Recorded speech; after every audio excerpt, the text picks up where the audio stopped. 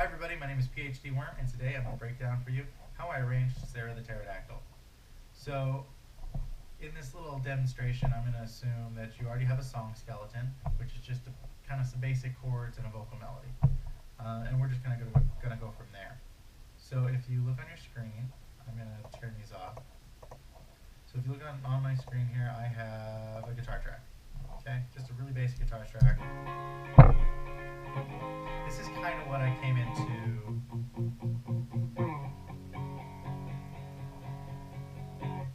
This is kind of what I came into this session with. Is basically that, and then a really basic vocal melody. And then I turned that. I went from that to this full arrangement here. That I'll just throw a random clip out.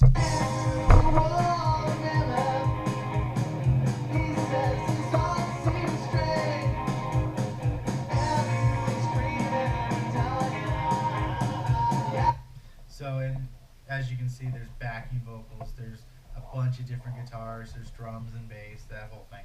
And I want to get you from that little song skeleton, that little bit of guitar right there, to a full arrangement like this. So let's go back. Let's go back to the guitar. Now, as you can hear, like we did before, it's just a really clean, really basic guitar line that I'd written before I came in.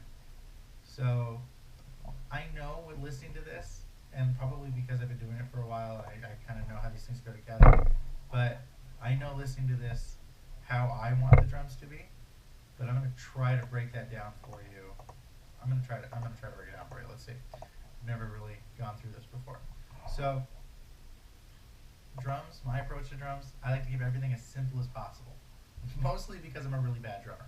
But I like to keep things as simple as possible and as tight as possible. So I'm not the kind of guy who has big flourishes on the drums or anything.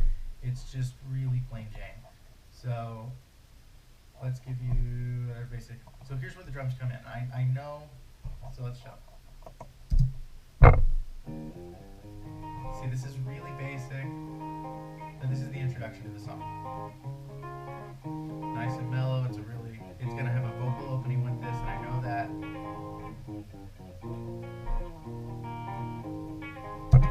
But I know right there, vocally, I'm gonna have a change. I'm going vocally to go from this kind of almost speaking voice to my higher register singing voice.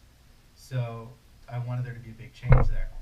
So that's why I made sure the introduction of this track was just vocals and guitar, because it would really accentuate the change to add in drums and bass all right here where I stopped the play. So as you can see on the screen, you see all these hits right here. This is all, and it goes all the way down. This is where the rest of the track comes in, and it becomes a full arrangement. So here's where the drums come in, because I have the drums just solo here with the guitar.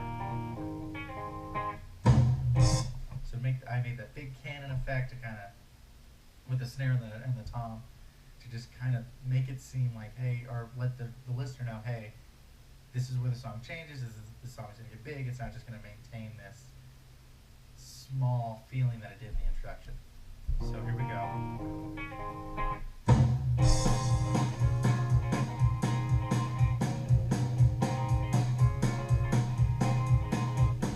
See, and as you're listening, it's just a really simple kick and snare pattern.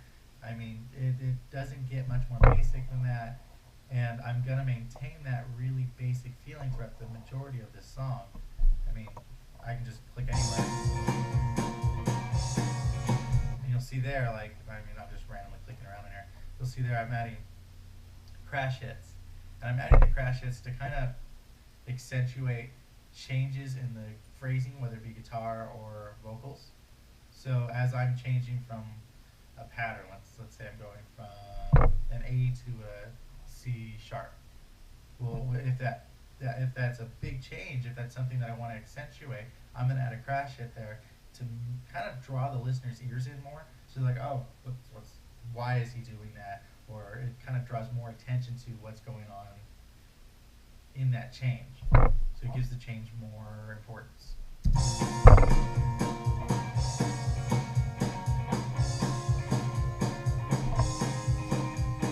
Okay, and right here, I mean, I'm looking at it while I'm doing this. Right here, I'm going to have a build, right? Because I'm having it. I'm having the song change once again from the more kind of standard verse kind of thing to an even bigger verse. So I mean, the way the song started, I tried to make it start really, really quiet and mellow. And then we got a nice kind of moderately big verse. But because the song doesn't really have a chorus, I decided to make this section really big. So I needed a build there.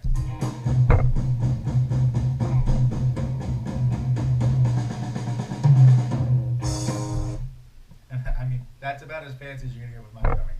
But it's just a build on the snare and the tom, on the floor tom, just to, like I said, just to make it seem bigger when we go to our next section. And there I am again, hitting the crashes as I'm accentuating notes.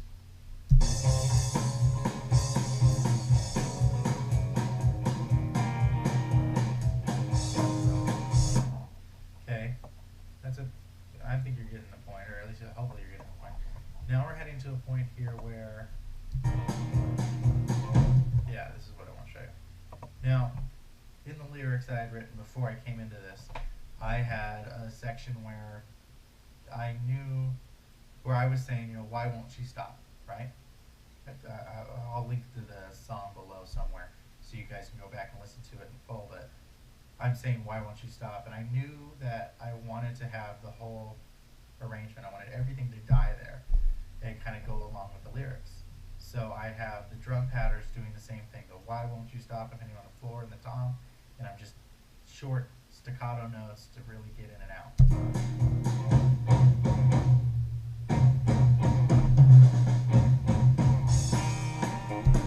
See, so those short bursts of notes kind of add to that pause effect that I'm trying to make there. Okay, and then here we have a bridge section. So in this bridge, I tried to once again to shrink it up because it's been so big and bombastic for the last little while that I feel like the listener needed a break. I can't fathom, or I can't understand songs that are just all big all the time. It's boring to me as a listener. I instantly zone out, or I change the channel. I don't want one constant throughout my entire song. I need dips and valleys. So this is how I'm creating them. So I made this bridge go down again because it helps you because obviously you have to go back up towards the end. It has to get big again towards the end. So I'm making this go down because it accentuates all that came before it and all that's going to come afterwards. So you can actually see here I have a little bit where there's just no drums. There's just no drums here. It's just a dead plane. So let's head into that. See, now we just have a really basic guitar going over it all by itself. And then I'm going to add in the snare. Just kind of like a marching band beat to help bring it up a little bit.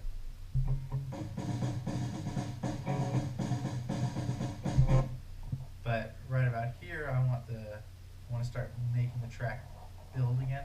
So I'm going to start adding in some bass guitar and some kick, but we'll get to the bass guitar in a minute. And so here, I'm going to add some kicks on the.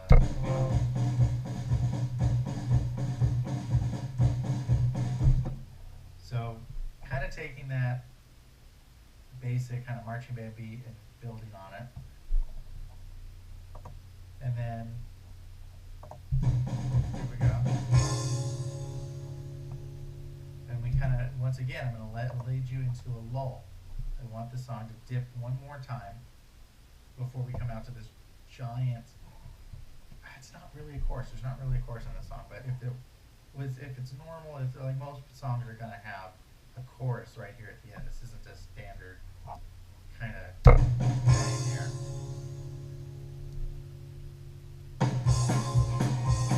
And then once again, right there at the end, it's just a big booming, like, I have cymbal crashes going, the hi-hats are open, and I'm just hitting the drums as hard as possible, making as big a sound as I can right here.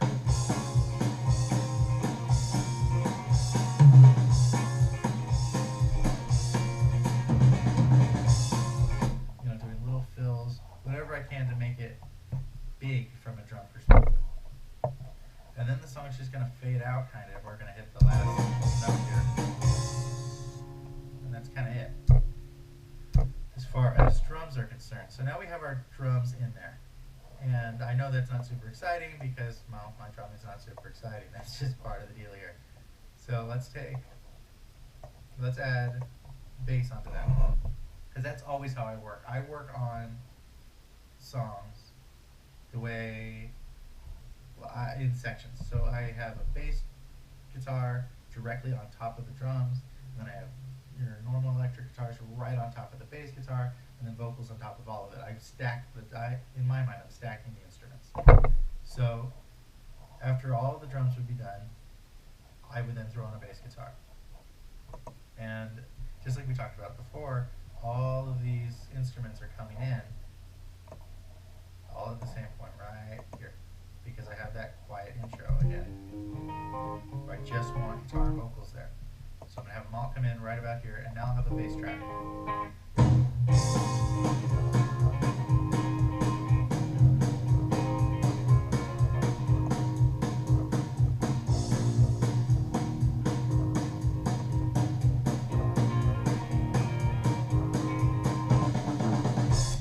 Now, what I try to do with the bass is I try to make it, I kind of use the bass as the glue for my whole track. So I try to accentuate the root notes that I'm hitting in the song with the kick drum. Just kind of, because I feel like it gives you this nice fat warm sound if I'm really hitting those root notes at the same time the kick pattern's going. And then any fills or any flourishes, that kind of stuff, I'm trying to sneak those in during snare hits or like, you know, big cymbal swells and those kinds of things. That's where I'm trying to accentuate with fills and such like that. But for the most part, this bass track is pretty easy because I was really heavy on my skeleton track using bass notes on the guitar. So the bass is once again going to be pretty straightforward here. It's going to follow the drums really closely. So when I have, you know, drum fills or whatever, the bass is locked right in. The bass is locked right in with that. And there are little times where I'll move around. So, and yeah, I mean, there's really not too much to show you on the bass. I'm just kind of keeping up with the guitar, but using those kick and snare patterns to really lock in. So let's look at how I made a guitar sound, made my guitar tone on here. Let's turn off everything else. So we're just gonna have guitars. Okay, so we're gonna start with, because this whole track, all of this is basically the same track, and I'll show you.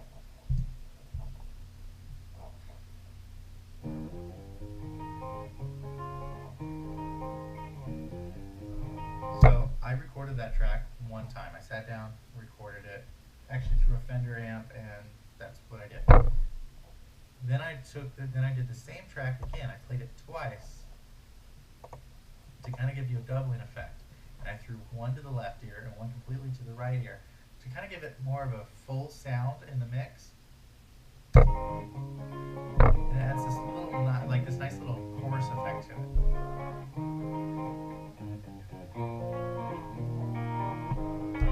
So here it is with one guitar. And here's two. So it's just a little more full, gives me a little bit of a doubling, and I don't know, I just find it pleasing to the ears. But that's just, it's not a big enough sound once the drums and everything start coming in. Because if I mute these, you'll hear with the bass and the drums that it's just not, bass, drums, and vocals, it's just not big enough sounding.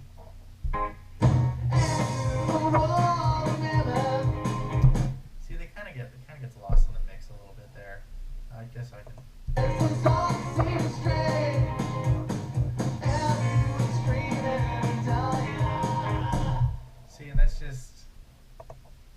I know we can do more. We can make it better.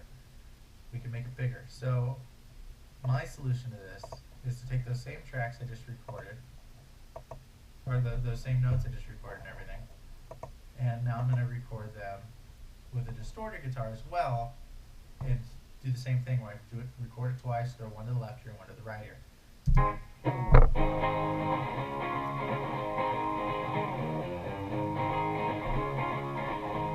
Now, I know it doesn't, when they're by itself, I know it doesn't seem like it's a huge difference. I mean, yeah, it adds a little bit of grit to it or whatever. But what it's going to do is it's going to make the guitar stand out more in the mix.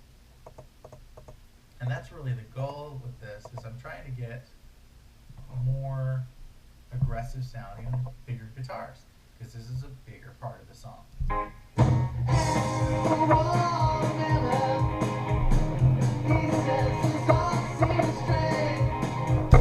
So now that the guitars are bigger, my thought is, now that the guitars are bigger, let's look at the arrangement for the guitars.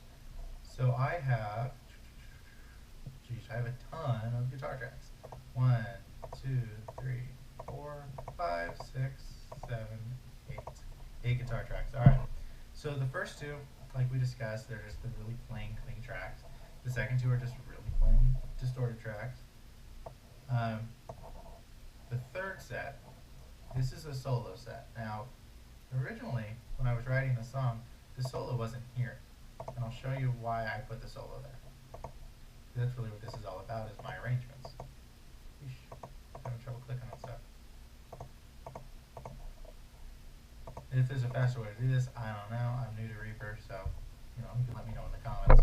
Okay, so I just want to hear, the drums, bass, and standard guitars, and because there's no vocal parts here where this solo is. And I want to show you why I put the solo there. So let's see. There's that build from earlier.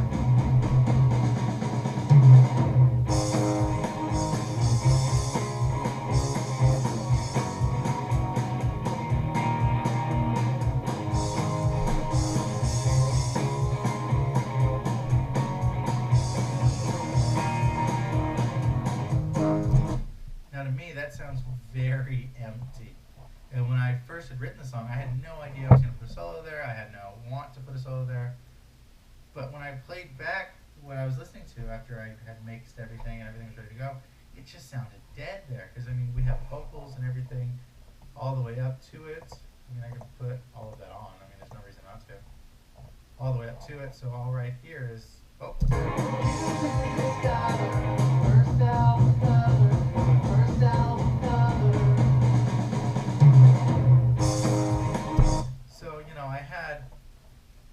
The song was big. It was big and booming, and I wanted it to get even bigger.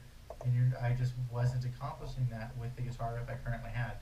So I figured an easy way around it, an easy way to add something new to the mix and kind of brighten things up and make things bigger was to throw a quick solo on there. So that's what I did, and I did the same thing as anything else, all my other guitar tracks. Recorded it twice, one left ear, one right ear. This one's the heavier distorted track, and it's okay.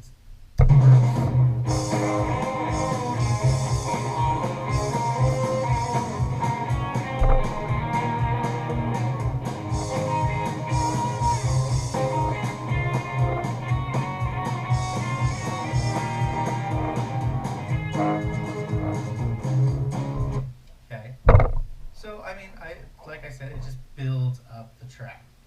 Now, after having so much of just clean electric guitar and a dirty electric guitar, I felt like there needed to be, in this next section, because now we're heading into kind of like a bridgey verse kind of area, and I just needed, upon listening back, because I'll take these away and then show you. Okay, so after we come out of the solo, it's going to die back down to just that original riff that I showed you.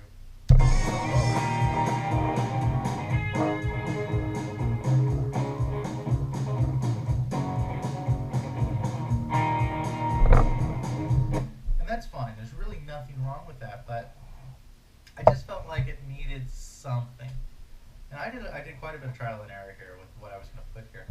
And I ended up settling on, and actually I really like it, on doing the same guitar pattern that I was playing, but with an acoustic on top of it.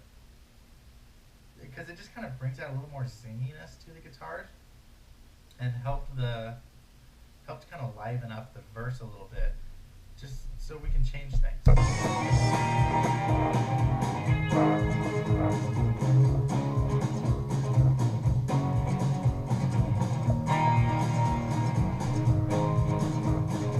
See, it's not a big change, but it's just enough to kind of make things lighten. Because I don't know, I felt like the track was getting bogged down with all the distorted guitars and the heavy drums and bass. So, and I think that's really it on the guitars. A couple, 8 guitar tracks, panned left and right, and you're set and good to go. Now let's talk about vocals. Well, first let's take rid of these 900 solo tracks that I have. There has to be a faster way to do this. I just don't know what it is yet. So please, once again, if you do know, put that down in the comments, because we are using Reaper and I'm brand new at it and have no idea what I'm doing. So this is where, for me, this all gets a bit embarrassing, because you're going to hear me squeak and squawk and make all kinds of weird noises. I don't think of myself as a singer, so that aside, let's play with this. So like I said before, when this song originally started, it was just a guitar track and a vocal track. And it sounded a lot like, it sounded basically just like this. Sarah the Pterodactyl, she's had a long, long year. Her baby's died. Okay, that's fine. But once again, when I got to the section where all the other instruments are coming in, just having one vocal track, the vocals just kind of disappeared in it. So I'll show you here.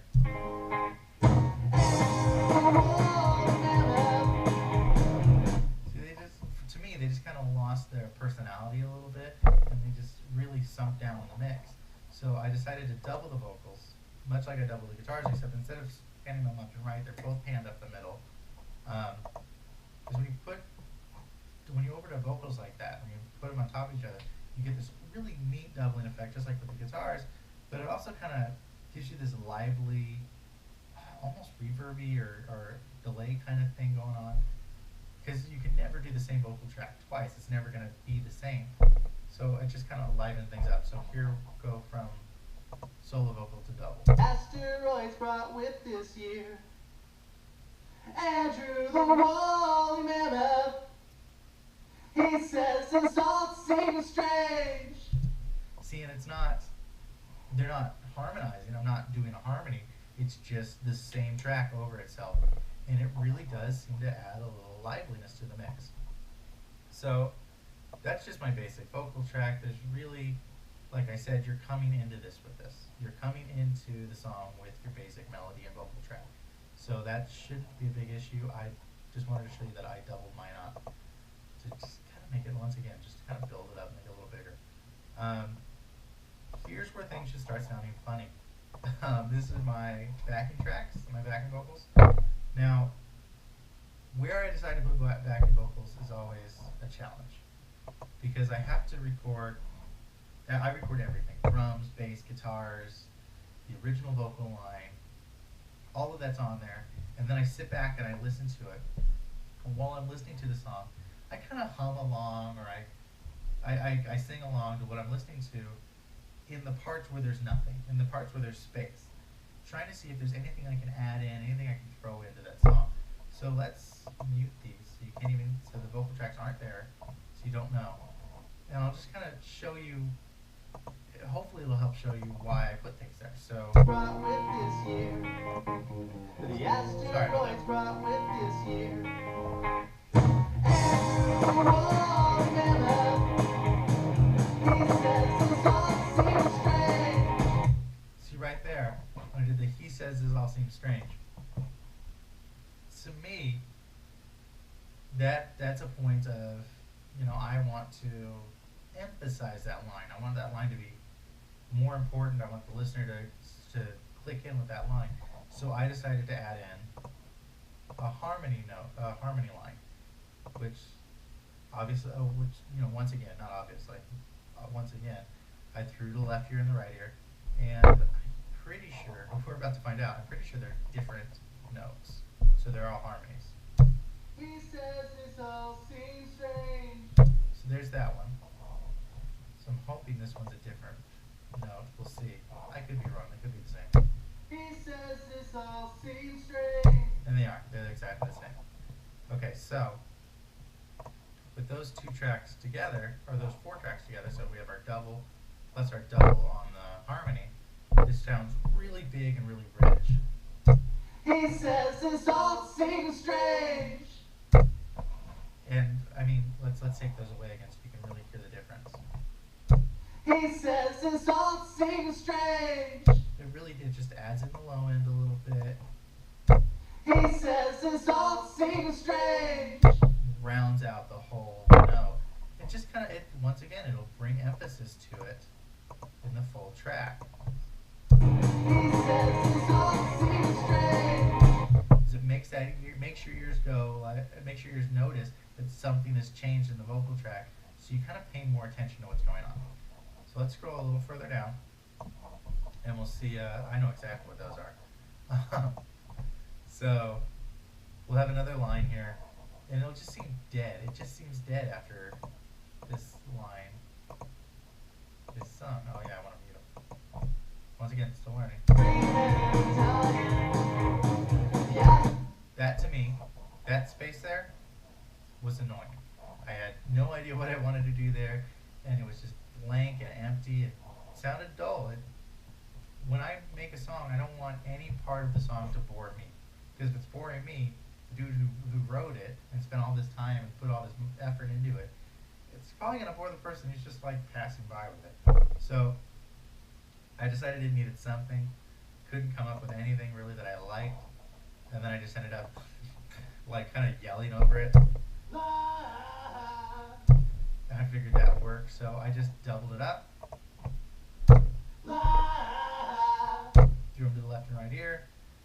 And we'll stick all that in the full mix.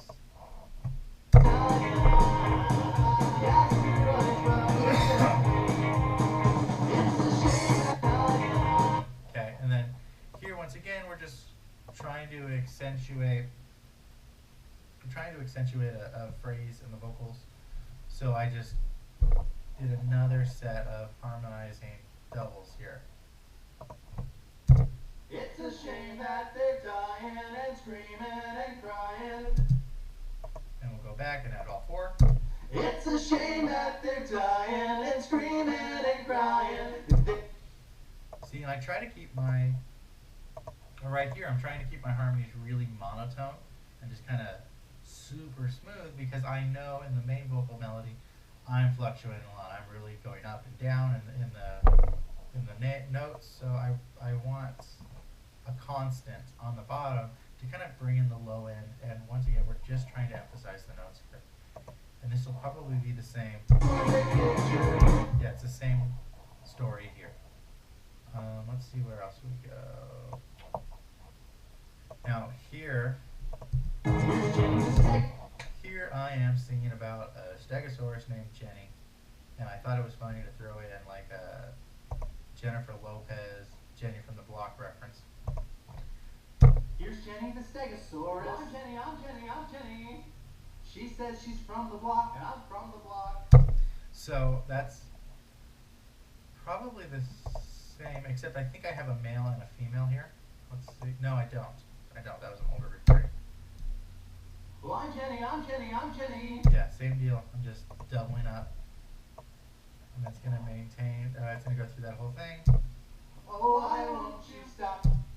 Okay, and here we're doing the same thing where we're emphasizing the stop.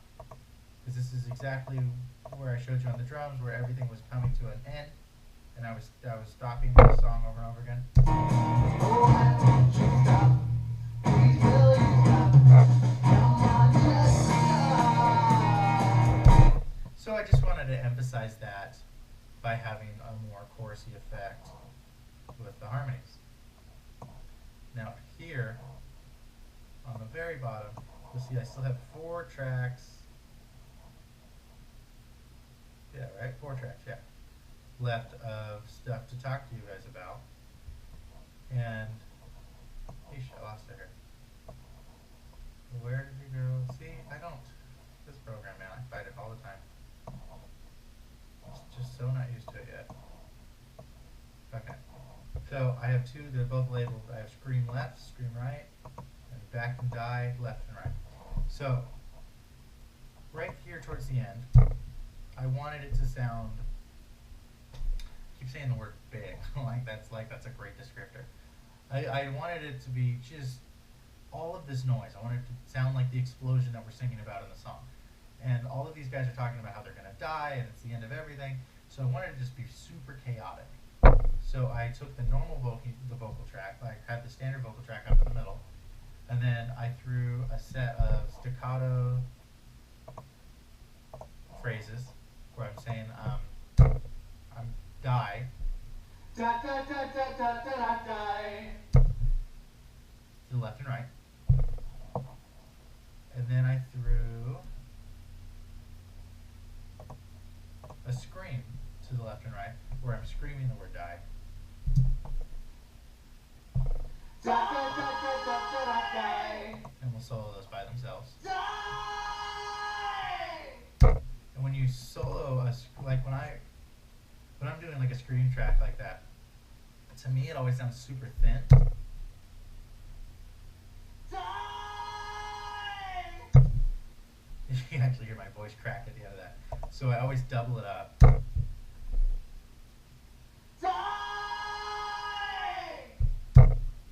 So when you add that with the staccato notes,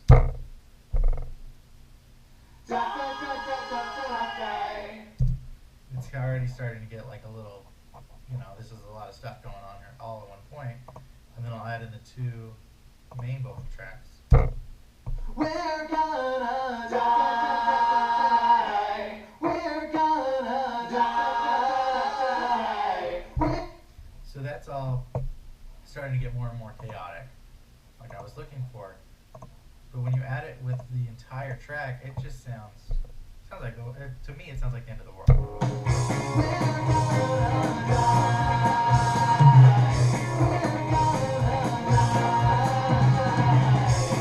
As you can see, I made sure, like we talked about before with the drums, so we're coming towards the end here. I want it to sound loud, I want it to sound chaotic. I have fills, you can look at the toms, tom 1, tom 2, and I have snare hits that are no longer hitting on every 4, they're doing little rolls. I'm trying to make this sound like little explosions. But I honestly don't know what else to show you here. I think that may be all the things that went into arranging this. It's a pretty straightforward track, especially for me, but I think it came together well, and I'm hoping that this helped you guys kind of learn something, or helped you guys see how I'm thinking about this, how I'm thinking about arranging all these songs and slapping all this stuff together, because I'm really trying to do it more methodically. Like, I'm really thinking about where stuff goes and where stuff shouldn't go, and trying not to get too bogged down with this whole idea, because that's a real problem I've had in the past, where I have all these, I can have 600 tracks, I guess, if I wanted to. It all really depends on the power of the machine at this point. So a lot of the times you feel like when you can have all these tracks that you need to use all these tracks. So I used to just fill these things up with so much in the background that the whole track would just sag and it'd just be a big muddy mess. So I'm trying to show you how you don't need to add a whole lot. It doesn't need to be like every 10 seconds something's new, to keep the track sounding light and to keep it sounding fresh throughout the duration of the song.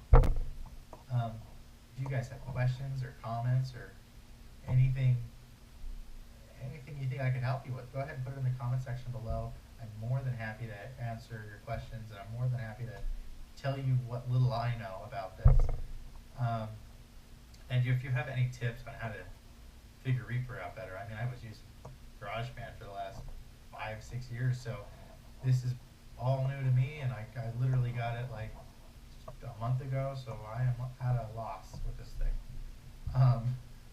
But yeah, aside from that, thank you so much for joining me. Hopefully you guys will be here next week when I do.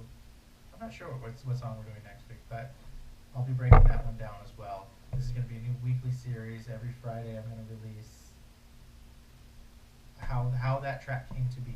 We haven't really got a name for this series yet, so if you've got an idea for that, put that down in the comment section too. And be sure to like and subscribe as well. YouTube seems to really be favoring the highlight videos these days, and we're also a brand new channel, so we could use all the help we can get. So share us around with your friends, find us on Facebook and Twitter. Thank you very much. Have a great day, guys. Bye.